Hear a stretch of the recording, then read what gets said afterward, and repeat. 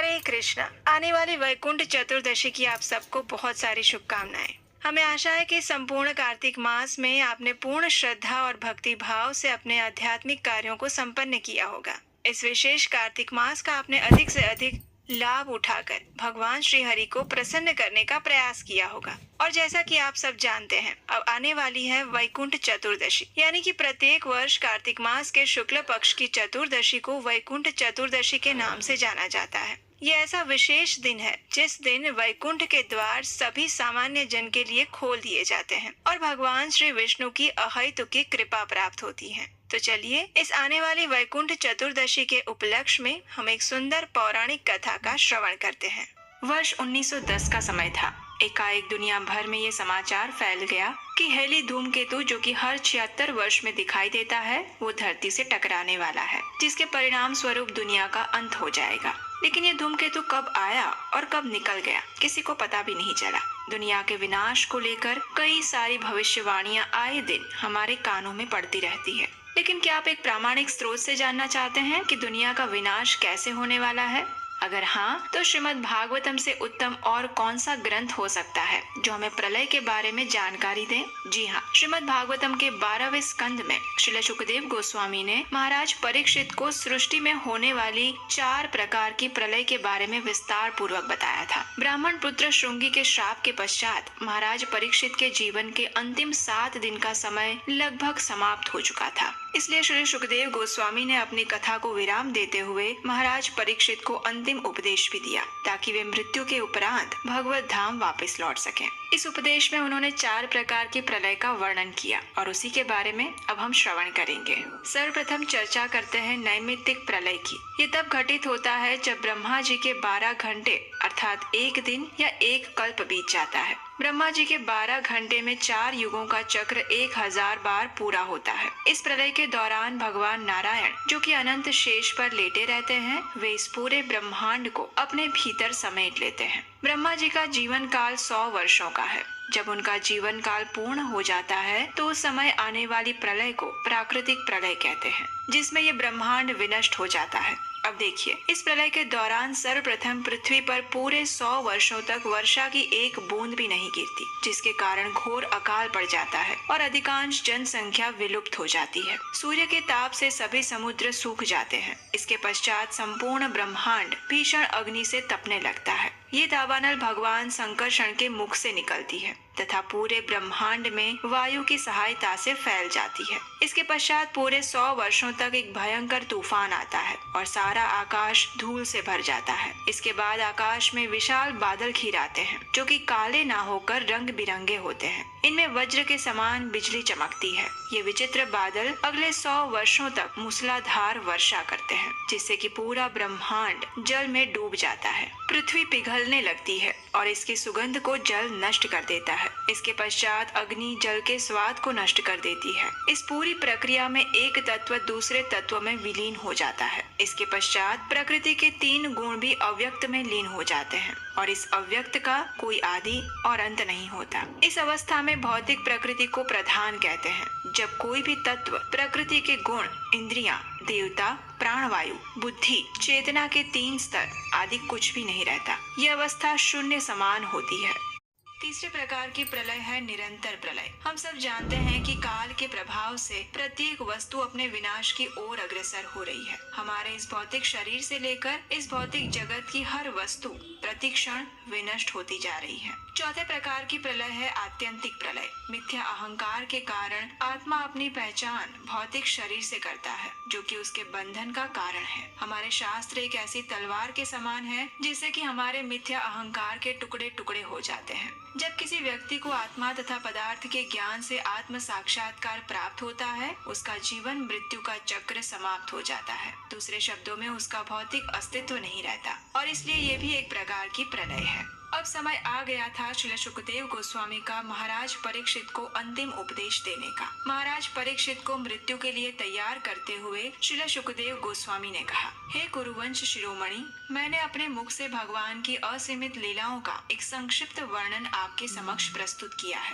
भगवान की लीलाओं का संपूर्ण वर्णन कर पाना ब्रह्मा जी के लिए भी असंभव है। श्रीमद् भागवतम की इन कथाओं का वर्णन सर्वप्रथम भगवान नर नारायण ऋषि ने नारद मुनि से किया था। इसके पश्चात श्री कृष्ण द्वैपायन व्यास जी ने इस कथा को श्री नारद मुनि के मुख से सुना और इसके बाद मुझे श्री व्यास देव से इस कथा को सुनने का अवसर मिला। मैं इस कथा को यथारूप आपसे कह रहा हूँ। इस सभा में हमारे बीच श्री सुत गोस्वामी भी उपस्थित हैं, जो कि इस कथा को आगे चलकर नैमिषारण्य में एकत्रित ऋषियों को सुनाएंगे। यदि कोई व्यक्ति भवसागर पार करने का इच्छुक हो तो भगवान की लीलाओं का श्रवण कीर्तन ही उसके लिए एकमात्र नौका के समान है। हे राजन, ये विचार कि मैं मरने जा रहा हूँ केवल एक मिथ्या ख्याल है। जब कोई व्यक्ति स्वप्न में अपने सर को कटते हुए देखता है तो निद्रा से जाग जाने पर भी उसे समझ आ जाता है कि वह तो केवल सपना था। इसी प्रकार से मिथ्या अहंकार से मुक्त होकर जीव ये देख पाता है कि भौतिक शरीर का नष्ट होना केवल एक बाहरी रूपांतरण है। आत्मा पर मृत्यु का कोई प्रभाव नहीं पड़ता। आत्मा तो किसी मिट्टी के घड़े के भीतर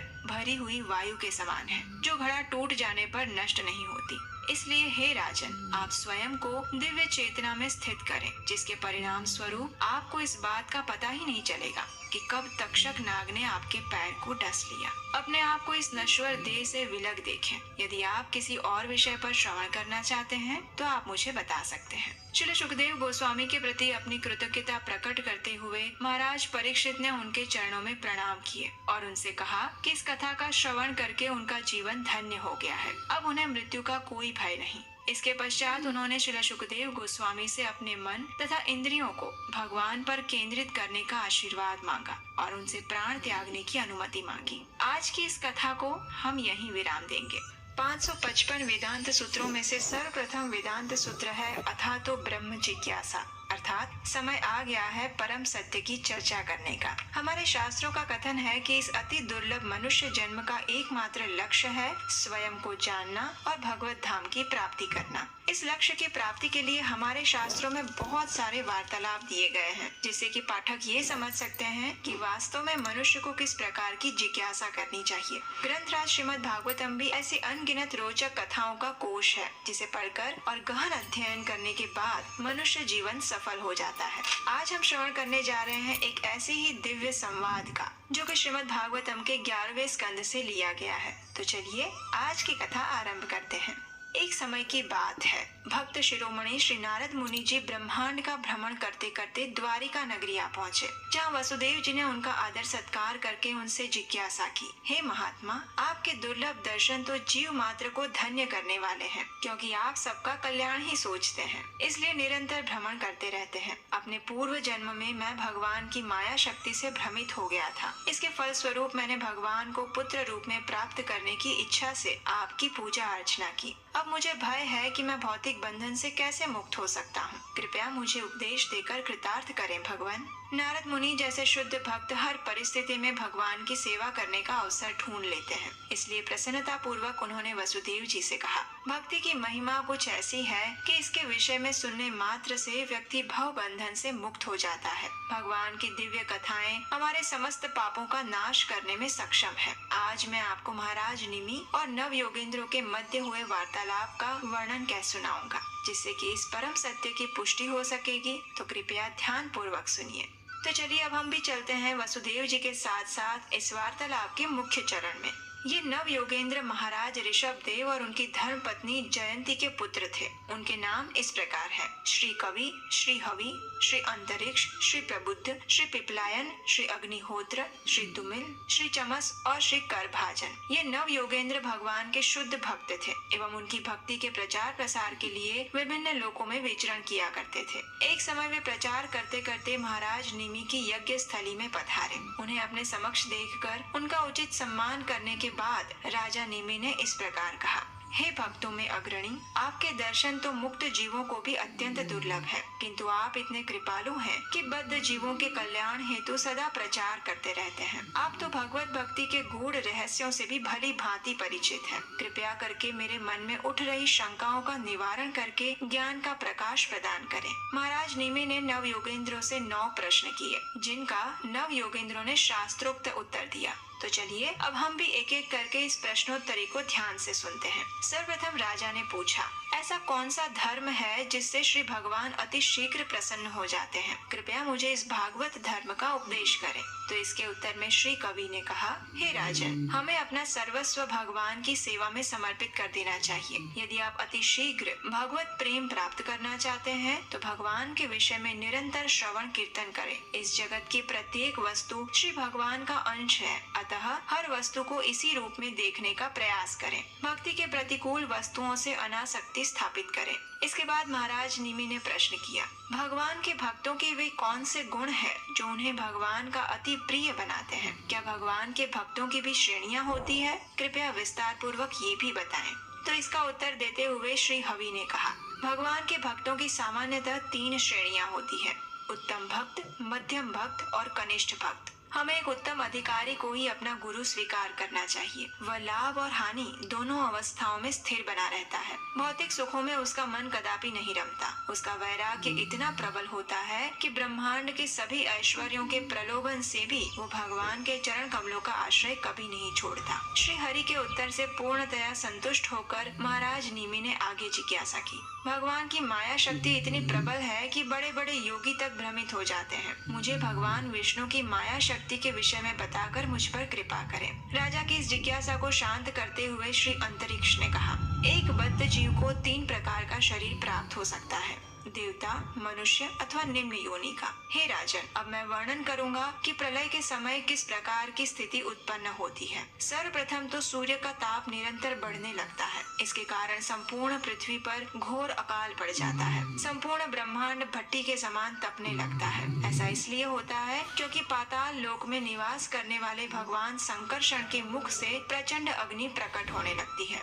इसके पश्चात 100 वर्ष तक निरंतर वर्षा होती है, जिसके लिए संवर्तक बादलों का प्रयोग किया जाता है। इन बादलों से हाथी की सूंड के समान मोटी धाराएं बहती है। इतनी अधिक वर्षा होने के कारण संपूर्ण ब्रह्मांड जल मग्न हो जाता है। प्रलय के विषय में विस्तार पूर्वक श्रवण करने के बाद महाराज निमि के मन में एक और शंका उठी। उन्होंने कहा, हे ऋषिवर, आपके वर्णन से प्रतीत होता है कि भगवान की माया शक्ति के चंगुल से मुक्त होना इतना सरल नहीं है। कृपया मुझे वो मार्ग बताइए जिससे प्राणी ये असंभव कार्य भी कर सकता है। तो इस शंका का निवारण श्री प्रबुद्ध जी ने इस प्रकार किया। उन्होंने कहा, हे महाराज, सर्वप्रथम जीव को ये समझना चाहिए कि इस भौतिक जगत के सभी सुख केवल कुछ काल के लिए हैं। इस जगत में जीव की स्थिति हमेशा अस्थायी ही बनी रहती है। वह निरंतर सच्चे सुख के पीछे भागता रहता है। जब प्राणी इस तथ्य को अंगीकार कर लेता है तो वह एक प्रामाणिक गुरु का आश्रय लेता है और उनके मार्गदर्शन में शुद्ध भक्ति का संपादन करता है। भक्तों का संग इस मार्ग पर चलने के लिए अत्यंत आवश्यक है, क्योंकि वह एक दूसरे को प्रोत्साहन देते रहते हैं। फिर जैसे जैसे अनर्थ निवृत्ति होती है, वैसे वैसे भगवान के लिए प्रेम प्रगाढ़ होता जाता है और भक्त की देह में दिव्य आनंद के लक्षण प्रकट होने लगते हैं। इस प्रकार से केवल भक्ति के मार्ग से ही माया के चंगुल से मुक्ति प्राप्त की जा सकती है। इसके बाद महाराज निमि ने जो प्रश्न पूछा वो अत्यंत रोचक था। महाराज निमि ने पूछा, भगवान विभिन्न युगों में विभिन्न अवतार लेते हैं एवं उनके नाम, रंग तथा रूप भी एक दूसरे से भिन्न रहते हैं। कृपया करके इन अवतारों के बारे में बताएं। इसके साथ ही इन 4 युगों में प्रयोग किए जाने वाली उन विधियों का भी वर्णन करें जिससे भगवत प्राप्ति हो सकती है। तो इस प्रश्न का उत्तर देते हुए श्री कर भाजन कहते हैं, हे राजन, भगवान 4 युगों में अवतार लेते हैं। सर्वप्रथम सतयुग में उनके अवतार के विषय में सुने। इस युग में भगवान एक ब्रह्मचारी के रूप में प्रकट होते हैं, जिसकी कांति श्वेत है और 4 भुजाएं हैं। वे जटा धारण करते हैं और मृग छाल पहनते हैं। उनके कंधे पर जनेऊ होता है। उनके एक हाथ में कमंडल और दूसरे हाथ में अक्ष बीजों की बनी जपमाला होती है। सतयुग में श्री भगवान के हंस अवतार की अर्चन करने का विधान है। लोग ध्यान और तपस्या से इस अवतार की पूजा करते हैं। अब त्रेता युग में भगवान के अवतारों के विषय में सुनिए। इस युग में भगवान प्रजापति सुतपा एवं देवी प्रश्नि के गर्भ में जन्म लेते हैं। उनका नाम प्रश्नि गर्भ है। उनकी कांति लाल है और बाल सुनहरे। उनका एक और नाम यज्ञ भी है। द्वापर युग में भगवान पीले वस्त्र धारण करते हैं और उनकी कांति श्याम है। वे अपने दिव्य शरीर पर श्रीवत्स और कई अन्य आभूषण धारण करते हैं। इस युग में वे राजा के समान समझे जाते हैं। लोग ऐश्वर्य भाव से उनकी पूजा करते हैं। और अब हम प्रवेश करते हैं कलयुग में। इस युग में भगवान की कांति सुनहरी होती है। वे श्री चैतन्य महाप्रभु के रूप में प्रकट होते हैं और हरिनाम संकीर्तन की विधि स्थापित करते हैं। हमारे शास्त्रों में उनके अवतरण का वर्णन अत्यंत गोपनीय बताया गया है, क्योंकि यदि मुक्त कंठ से इसका वर्णन किया जाए तो अनेकों ढोंगी स्वयं को भगवान घोषित कर देंगे। ऐसा इसलिए है क्योंकि कलयुग के लोग अत्यंत निकृष्ट और पापी है। तो सारांश यही है कि चाहे कोई भी युग हो, भगवान के चरण कमलों का आश्रय ही भगवत प्राप्ति करने की एकमात्र विधि है। भगवान श्री कृष्ण की भक्ति करें और सदैव उनका स्मरण करते रहें।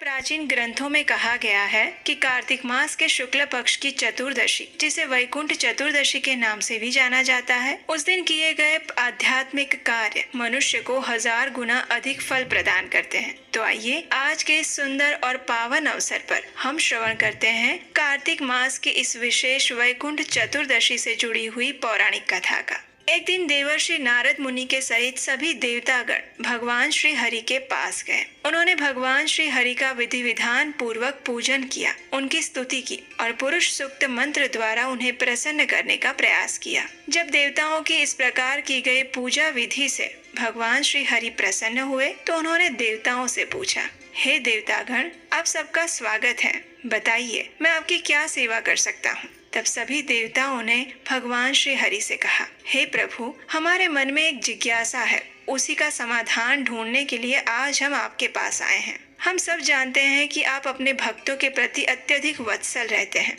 आपके भक्त आपकी सेवा पूजा और भक्ति द्वारा सरलता से आपके लोक को प्राप्त कर सकते हैं। लेकिन हम आपसे यही जानना चाहते हैं कि क्या कोई ऐसा विशेष दिन, समय या अवसर है जिस दिन की गई आपकी आराधना से सामान्य जन भी आपके लोक को प्राप्त कर सके। तो इसके उत्तर में भगवान श्री हरि मुस्कुराए। उन्होंने देवताओं से और देवर्षि नारद से कहा, हे देवतागण, प्रत्येक वर्ष कार्तिक मास के शुक्ल पक्ष की चतुर्दशी तिथि के दिन मैं अपने भक्तों पर और सभी जीवात्माओं पर विशेष कृपा प्रदान करता हूँ। इस दिन जो भी मनुष्य पूर्ण श्रद्धा और भक्ति भाव से मेरी पूजा आराधना करता है, उसके लिए मेरे वैकुंठ के द्वार स्वतः ही खुल जाते हैं। तो इस प्रकार इस वैकुंठ चतुर्दशी की महिमा का गान करते हुए भगवान श्री हरि ने देवताओं को एक उपाय बताया, जिसका सीधा संबंध था वैकुंठ चतुर्दशी के साथ। और इसीलिए इस वैकुंठ चतुर्दशी के दिन भगवान श्री हरि की सेवा, पूजा और आराधना करने से वे हमें उनके दिव्य धाम की प्राप्ति करवाते हैं। अन्य एक प्राचीन कथा के अनुसार एक समय भगवान श्री विष्णु भगवान शिव की पूजा आराधना करने के लिए वाराणसी गए थे। वहां जाकर उन्होंने एक यज्ञ संकल्प लिया, जिसके अनुसार भगवान श्री विष्णु भगवान शिव को प्रसन्न करने के लिए 1000 कमल पुष्प अर्पित करके उनकी स्तुति कर रहे थे। भगवान श्री विष्णु की इस भक्ति को देखने और उसकी परीक्षा लेने के लिए भगवान शिव ने उनके 1000 कमल पुष्पों में से एक पुष्प को चुरा लिया। अब जब भगवान श्री हरि पूजा कर रहे थे तो उन्होंने देखा कि इन 1000 पुष्पों में से एक पुष्प कम है, और जब वो अंतिम पुष्प चढ़ाने की बारी आई तो उन्हें वो एक कमल का पुष्प नहीं मिला। अब ऐसे समय में भगवान श्री हरि ने सोचा कि मुझे कमलाक्ष भी कहा जाता है, यानी मेरे नेत्र कमल के समान है, तो क्यों न मैं अपने नेत्र को ही कमल के स्वरूप में भगवान शिव को अर्पित कर दूं। इस प्रकार सोचकर भगवान श्री विष्णु अपने एक नेत्र को निकालकर भगवान शिव को अर्पित करने लगे। भगवान श्री हरि की इस दिव्य भक्ति और निष्ठा को देखकर भगवान शिव का हृदय पिघल गया। वे तुरंत उनके सामने प्रकट हुए। उन्होंने भगवान श्री हरि को उनका नेत्र वापस किया और उन्हें आशीर्वाद देते हुए कहा कि हे प्रभु, आज कार्तिक मास के शुक्ल पक्ष की चतुर्दशी तिथि है और आज से इस चतुर्दशी तिथि को वैकुंठ चतुर्दशी के नाम से जाना जाएगा। पृथ्वी लोक पर जो भी मनुष्य इस दिन आपकी पूजा अर्चना करेगा, उस पर मैं भी प्रसन्न होऊंगा, और जो मनुष्य पूर्ण श्रद्धा और भक्ति भाव से वैकुंठ चतुर्दशी के दिन आपकी पूजा आराधना में संलग्न रहेगा, उसे आपके परम धाम वैकुंठ की सरलता से प्राप्ति हो सकेगी। तो इस प्रकार वैकुंठ चतुर्दशी से जुड़ा हुआ ये भी एक इतिहास है, जिसके कारण हम वैकुंठ चतुर्दशी के दिन भगवान शिव और भगवान श्री हरि दोनों की पूजा एक साथ करते हैं। ऐसा कहा जाता है कि वैकुंठ चतुर्दशी के दिन निशीथ काल में यानी कि मध्य रात्रि में की गई हरि और हर की पूजा से मनुष्य अपने सभी भव बंधनों से मुक्त हो जाता है, उसे परम आध्यात्मिक जगत की प्राप्ति होती है और उसे परम आध्यात्मिक ज्ञान प्राप्त होता है। भगवान श्री हरि द्वारा की गई भगवान शिव की पूजा से उन्होंने ये भी वरदान दिया था कि जो भी मनुष्य इस वैकुंठ चतुर्दशी के दिन सबसे पहले आपकी पूजा करके उसके बाद मेरी पूजा करेगा, उसके सभी मनोरथ पूर्ण होंगे। और इसीलिए वैकुंठ चतुर्दशी के दिन सबसे पहले निशीथ काल में यानी कि मध्य रात्रि के समय में भगवान श्री विष्णु की पूजा अर्चना की जाती है और उसके बाद प्रातः काल में भगवान शिव की पूजा आराधना करने का प्रावधान बताया गया है। आज क्षीर सागर में एक भयंकर बवंडर उठा हुआ था। समुद्र की उत्तुंग लहरें मानो चारों दिशाओं को निगल रही थी। उसमें रहने वाले मगरमच्छ और घड़ियाल उद्विग्न हो उठे थे। छोटी बड़ी और तिमिंगल मछलियां समुद्र की सतह पर आने लगी थी। ऐसा लग रहा था मानो उनके जीवन में एक महाप्रलय आ गया हो। और उसी क्षण उस क्षीर सागर के उदर से प्रकट हुआ एक अत्यंत भयावह हलाहल नामक विष। वो विष चारों दिशाओं को अपने अंदर समेटने लगा था। वो इतना तीव्र था कि सभी देवता और असुर त्राही त्राही पुकारने लगे। अपने प्राणों की रक्षा हेतु उन्होंने भगवान शिव की शरण ली और इस हलाहल विष का पान करने की प्रार्थना की। सबके आश्चर्य के बीच शिवजी ने उस विष का पान करने से पहले किसी से आज्ञा मांगी, लेकिन भगवान शिव को किसी से आज्ञा लेने की क्या आवश्यकता पड़ गई? और कौन था वो व्यक्ति जिनसे स्वयं शिवजी आज्ञा मांग रहे थे? चलिए पवित्र पुरुषोत्तम मास के अवसर पर इस सुंदर श्रीमद् भागवतम प्रसंग का रसपान करते हैं। हरे कृष्णा। एक समय दुर्वासा मुनि कहीं जा रहे थे। उन्होंने अपने मार्ग में सामने से ऐरावत पर आते हुए देवराज इंद्र को देखा। अब ऋषिगण तो स्वभाव से ही करुणामय होते हैं, इसीलिए इंद्र के प्रति प्रेम और कृपावश दुर्वासा मुनि ने अपने गले में पड़ी फूलों की माला निकालकर इंद्र को प्रदान की। अब ये तो ठहरे देवताओं के राजा, इसलिए अपने पद के कारण अभिमान से चूर देवराज इंद्र ने उन फूलों की माला को अपने ऐरावत की सूंड में डाल दिया। और ऐरावत भी आखिर एक पशु ही है, उसे क्या पता कि उस माला का कैसे सम्मान करना चाहिए। तो बस ऐरावत ने उस फूलों की माला को अपने पैरों तले रोंदना शुरू कर दिया। जब दुर्वासा मुनि ने ये देखा तो उन्हें अत्यंत अपमान का अनुभव हुआ और क्रोध में आकर उन्होंने इंद्र को ऐश्वर्य विहीन होने का श्राप दे दिया। देखते ही देखते सभी देवतागण कमजोर, वृद्ध और शक्तिहीन बन गए और इस स्थिति का लाभ उठाया असुरों ने। अपने अस्त्र शस्त्र से सज्ज होकर असुरों ने देवताओं पर आक्रमण कर दिया। दोनों के बीच घमासान युद्ध हुआ और उसमें देवताओं की बुरी तरह से पराजय हो गई। अब संपूर्ण ब्रह्मांड में असुरों का वर्चस्व फैल चुका था। यज्ञ अनुष्ठान आदि सब बंद हो गए। चारों ओर अंधकार और संकट छा गया और इस स्थिति को सुधारने के लिए सभी देवतागण एकत्रित होकर सुमेरु पर्वत की चोटी पर ब्रह्मा जी के निवास स्थान पर गए। जब ब्रह्मा जी ने देवताओं को इस प्रकार कष्टदायक स्थिति में देखा तो उन्हें इस सृष्टि की चिंता होने लगी। उन्होंने देवताओं से कहा, क्योंकि पूर्ण पुरुषोत्तम भगवान विष्णु हम सब के आदि पिता हैं, इसलिए आओ हम सब मिलकर उनका आश्रय लेते हैं। वे अवश्य ही हमें इस संकट से निकलने का मार्ग प्रशस्त करेंगे। इस प्रकार देवताओं के साथ ब्रह्मा जी पहुंच गए क्षीर सागर के तट पर। और आप तो जानते ही हैं कि क्षीर सागर में श्वेत द्वीप है और वही है भगवान विष्णु का निवास स्थान। भगवान की कृपा की याचना करते हुए ब्रह्मा जी उनकी स्तुति करने लगे। अवेक्रियं सत्यमनन्तमाध्यं गुहाशयं निष्कलमप्रतर्क्यं मनोग्रयाणां वचसा निरुक्तं नमामहे देववरं वरेण्यं। हे पूर्ण पुरुषोत्तम परम भगवान, आप प्रत्येक वस्तु के स्रोत हैं। आप सर्वव्यापी एवं समस्त भौतिक गुणों से परे हैं। आप प्रत्येक जीव के एकमात्र स्वामी हैं और सबके द्वारा वंदनीय हैं। हम आपके चरण कमलों में प्रणाम करते हैं। हे प्रभु, आपसे कुछ भी अज्ञात नहीं है, इसलिए हे भगवान, चूंकि हम नहीं जानते कि हमारा श्रेय किसमें है, इसलिए आप हमें ऐसे साधन प्रदान करें जो हमारे उद्धार के लिए अनुकूल हो। इस प्रकार ब्रह्मा जी की प्रार्थना से प्रसन्न होकर भगवान नारायण उन सभी देवताओं के समक्ष प्रकट हुए। उनके शरीर से निकलने वाला प्रकाश हजारों सूर्य के प्रकाश को भी मात देने वाला था। धीरे धीरे भगवान के पीत वस्त्रों से सुसज्जित श्यामल वर्ण छवि देवताओं के सामने प्रकट होने लगी। भगवान के दर्शन करते ही सभी देवताओं ने उन्हें दंडवत प्रणाम किए और फिर भगवान विष्णु ने देवताओं को संबोधित करते हुए कहा, हे लोकपालों, अब ध्यान पूर्वक मेरी बात सुनो। इस समय काल तुम्हारे पक्ष में नहीं है, इसलिए ऐसी स्थिति में अच्छा होगा कि तुम असुरों के साथ संधि कर लो। उनसे संधि करके तुम इस क्षीर सागर का मंथन करो और अमृत प्राप्त करने का प्रयास करो। अमृत पीकर मृत्यु शैया पर गिरा हुआ व्यक्ति भी जीवित हो उठता है। सबसे पहले क्षीर सागर में विभिन्न प्रकार की सब्जियां, घास, लताएं और औषधियां डालो। उसके बाद मेरी सहायता से तुम मंदार पर्वत को बिलौनी तथा वासुकी सर्प को रस्सी के रूप में प्रयुक्त करके सावधानी पूर्वक क्षीर सागर का मंथन करो। यद्यपि इस मंथन में तुम्हारे शत्रु असुर भी कठोर परिश्रम करेंगे, लेकिन मेरी कृपा से अंत में अमृत की प्राप्ति तुम्हें ही होगी। मंथन के दौरान अनेक वस्तुएं प्रकट होंगी और यदि असुर उनमें से किसी भी वस्तु की इच्छा करें तो तुम उनसे वाद विवाद किए बिना उन्हें वो दे देना। उस मंथन से कालकूट विष भी उत्पन्न होगा, परंतु तुम उससे भयभीत मत होना। और जब मंथन में विभिन्न भव्य वस्तुएं निकले तो तुम लालची मत बनना। सावधानी पूर्वक मात्र अपने लक्ष्य अमृत पर ही ध्यान केंद्रित रखना।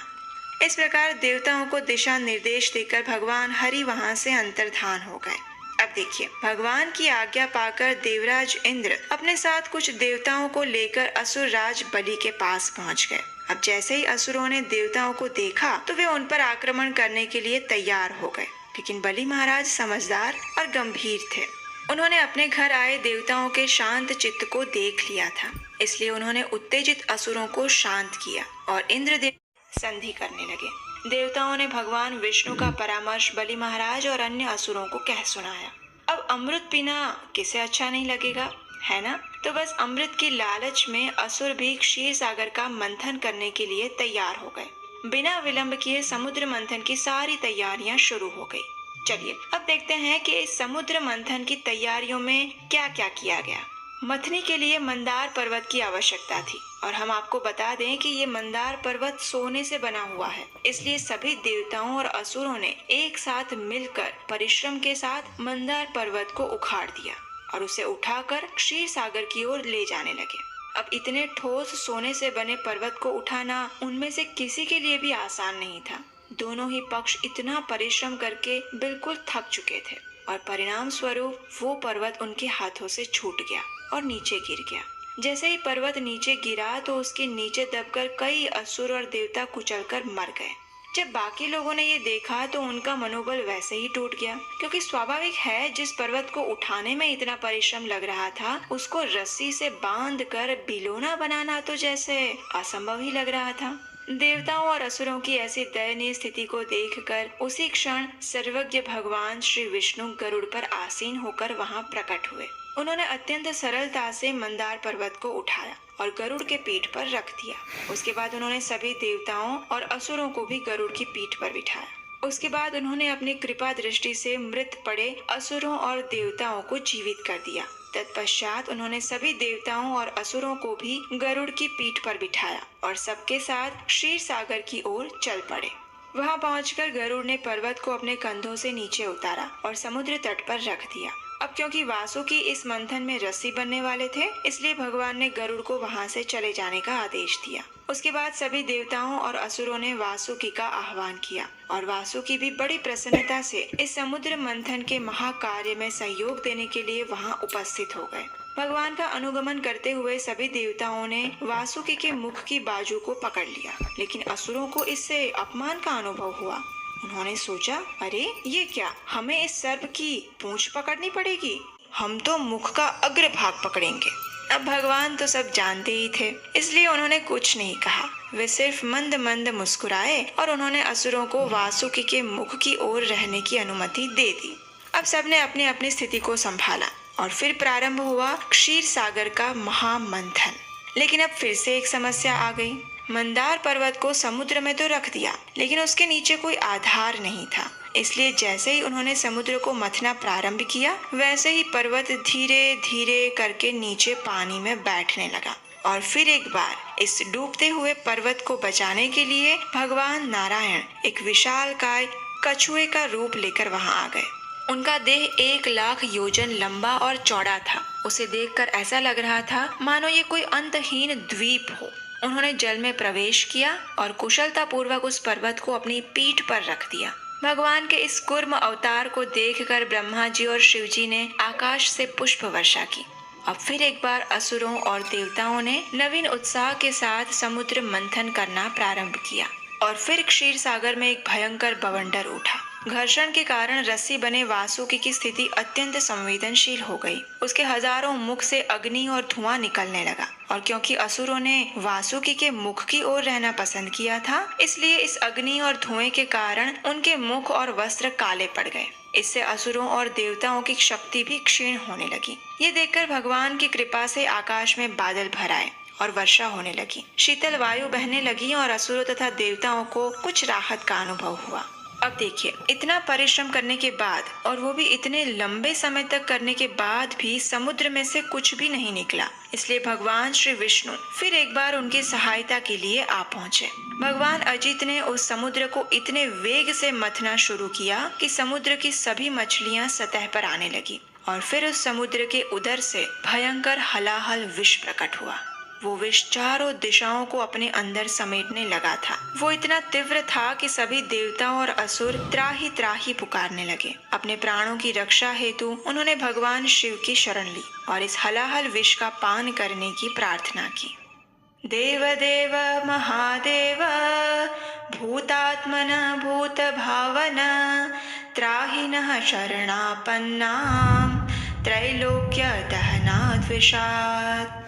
हे महादेव, हम आपके चरण कमलों की शरण लेने आए हैं। कृपया हमारी इस ज्वलनशील विष से रक्षा करें जो कि तीनों लोकों में फैल रहा है। आपके 5 मुख वैदिक मंत्रों का प्रतिनिधित्व करते हैं। आपकी अपार शक्तियों के सामने इस विष की कोई योग्यता नहीं है। हे भगवान शिव, कृपया इस हलाहल से हमारी रक्षा करें प्रभु। अब देखिए, शिव जी तो समस्त संसार के जीवों के प्रति समदृष्टि युक्त और अत्यंत कृपालु हैं। जब उन्होंने देखा कि यह हलाहल इस सृष्टि का संहार कर रहा है, तो उन्होंने जीवों के कल्याण हेतु उसे पीने का निर्णय लिया। लेकिन उससे पहले वे गए माता पार्वती के पास और उनके पास जाकर उन्होंने अपनी पत्नी से अनुमति मांगी। शिव जी ने कहा, हे भवानी, जरा देखो, क्षीर सागर के मंथन से उत्पन्न इस विष ने संपूर्ण जगत को संकट में डाल दिया है। इन सब प्राणियों का संरक्षण करना मेरा कर्तव्य है, इसलिए मुझे इस विष का पान करने की अनुमति दो।